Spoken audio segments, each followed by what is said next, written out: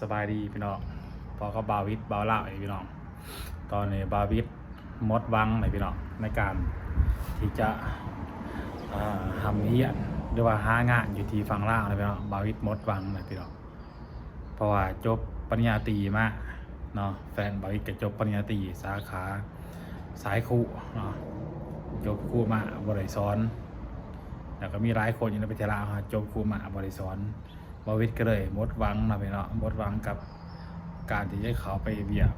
เกี่ยวกับรัฐเนาะเพื่ออะไรเงินมาจนเจือกับกู้พี่น้อง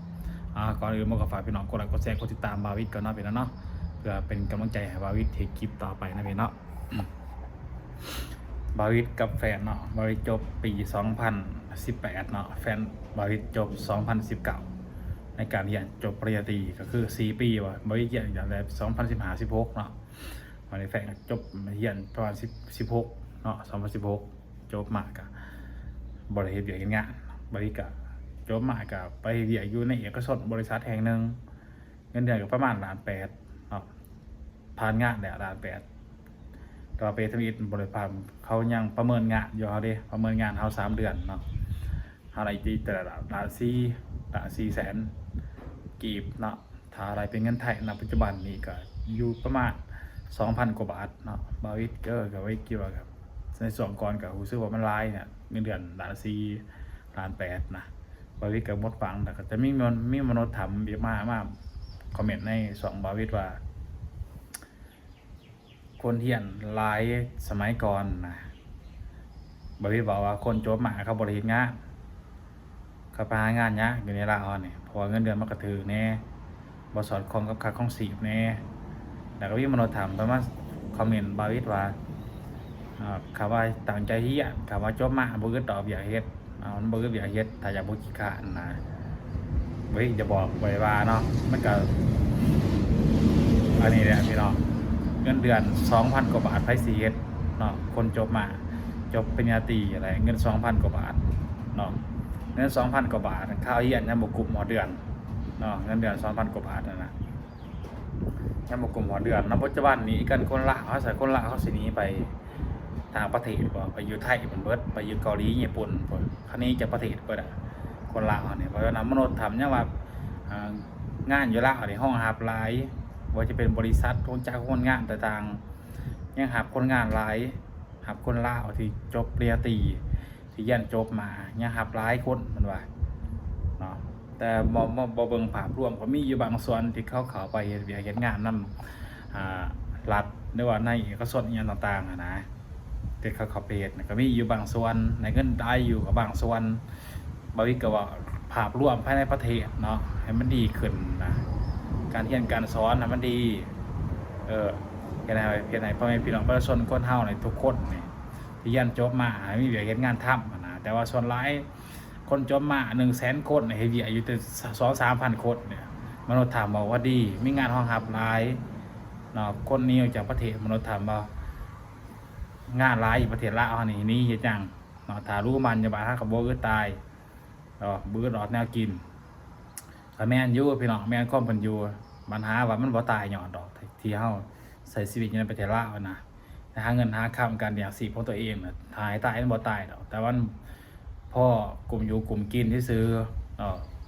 เพราะแต่อย่ามีหยังก็บ่มีนะเพราะแต่หาเสากินค่ำไปแต่ละมื้อแต่ละเว้นไปนะอันใดอยู่นโยบายหยังก็บ่มีอยู่ในประเทศลาวเฮาเนาะมีแต่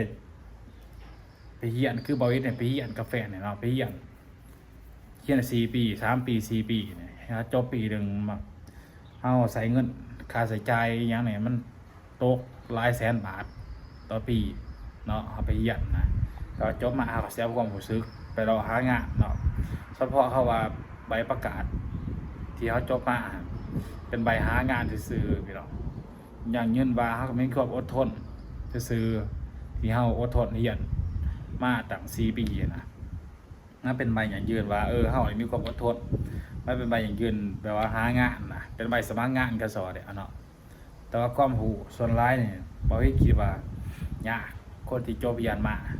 จริงๆมีความหูดีแบบเอา10% 110%เนี่ยไม่ได้ว่าอย่างเงี้ยเพราะว่าทุกสิ่งทุกอย่างที่เขาไปเรียนเนาะในการจบศัพท์ต่างๆ มันต้องได้สื่อเอาเสียเงินเอาจังไดจังพานจังไดจบมาเนาะคนที่ขี้ได้ก็ให้จบคนที่เก่งก็ให้จบเนาะให้จบคือกันเบิดแต่ว่าเกรดก็ต่างกันจบมา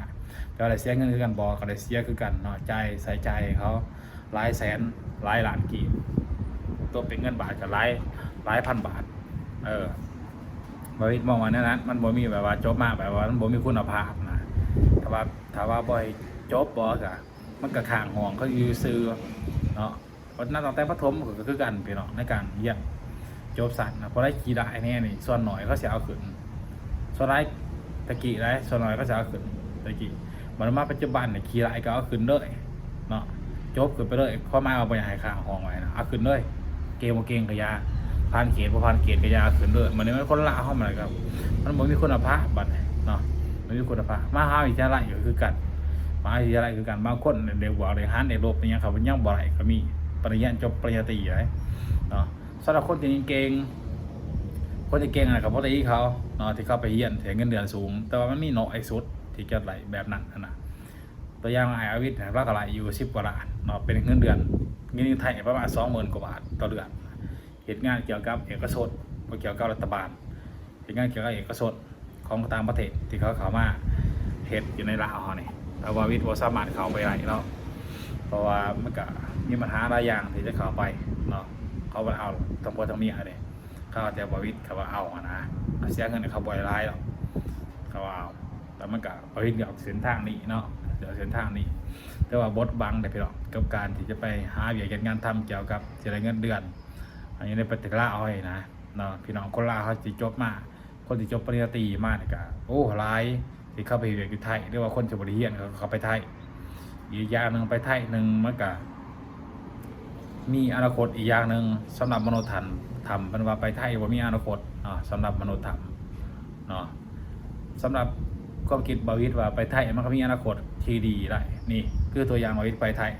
เห็นบอเพื่อนบาวิทก็ได้ซ้ำนี่บาวิทก็ดีใจเนาะที่เฮ็ดโดยน้ำพักน้ำแห้งเขาบาวิทเองบ่ได้ไปขี่รากบ่ได้ไปขอโกงบ่ได้มาด้วยความสุจริตเฮ็ดเวียกอดทนเอาและซ้ำนี่พี่น้องถ้าเบิ่งติดตามตอนต่อไปนะเอาสิอัปเดตให้เบิ่งตอนนี้ย่างเทเผือย่างทิศกระโดทิศกระจกปะอลูมิเนียมย่างต่างเนาะไว้สิขาแล้วแต่อยู่ดีไม่แห้งไว้ก็สิขึ้นเนาะนี่ก็คือผลงานไปแบบอยู่ไทยเองบอกพี่น้องถ้าบวิทอยู่ลาวเนี่ยบวิทสิไหลบอกแบบนี้บ่ได้เพื่อนดังนี้ซะถ้าว่าอยู่ลาวเนาะตอนนี้บวิทก็เฮ็ดงานเป็นลูกจ้างเขากันแต่ว่าเขาบ่ได้บังคับเฮาเนาะเป็นแหบจ้างติดตะยางพาระเนาะให้อย่างบริตีกับทางมาอะไรสำหรับแขกโซนเขตปากสั้นเนาะนี่เป็นงานอิสระกันบริเทศเนี่ยก็เป็นลูกจ้างเขาก็แมนเนาะแต่เป็นงานอิสระให้ไล่เห็นหน่อยอะไรหน่อยบริเทศกับบริเทศกับบริเทศเนาะแต่เมื่อไรครับเมื่ออยู่ฝั่งลาวเนี่ยนะตอนนี้เกิดโซลีอย่างหนึ่งที่มีอยากเห็นงานทำอยู่ในฝั่งลาวแต่ว่าเงินก็โอเคอยู่แต่ว่าเงินเนาะกับบริเทศกับวาไลกับพ่อกลุ่มปากกลุ่มทองอยู่พี่น้องแต่ว่ามดวางเนี่ยที่จะไปเห็นงานเงินเดือนกับรัฐกรอย่างเป็นพนักงานรัฐเนาะหรือว่าเป็นหน่วยงานเอกชนเนื้อหนังสูงกับบดวางเนี่ยบริษัทปานนี่เลยเนาะก็คือเสียรายเนี่ยที่เขาเรียนมาเสียรายความรู้เสียรายความรู้สึกของเราที่จบมาเนาะสิประมาณนะพี่น้องใครอยากฝากถึงคนที่จบมาใหม่เนาะสำหรับผู้ใดที่บ่มีสิทธิ์มีสายบริษัทแนะนำให้ไปหาเงินอยู่ต่างประเทศเนาะแนะนำไปหาเงินอยู่ต่างประเทศดีกว่าอยู่บ้านเฮาเนาะอยู่บ้านเฮามีการเสียรายอย่างแต่ว่าอยู่บ้านเราเองเนาะไปง่ายตัวเมืองเขากับในของเซาเก่าซึกเงินเดือนมันกับโบสูงอยู่แล้วเพราะที่ก็ได้นำให้ไปง่ายอยู่ไทยด้วยอยู่เกาหลีญี่ปุ่นไปเนาะเพื่อมันมีอนาคตที่มันดีกว่านี้นะก็ฝากประมาณนี้เนาะพยายามสนับสนุนวิกาสามารถกดสุปแตงกดสมัครเพื่อเป็นกำลังใจให้วาวิทที่คลิปต่อไปนะแม่เนาะที่ว่าพยายามสนับสนุนกับสมัครสนุนไหนพี่น้องถ้าเบิ่งคลิปต่อไปได้พี่น้องฝากกดไลค์กดแชร์กดติดตามมาไว้เนาะพอกันกินอาหารพี่น้องสบายดี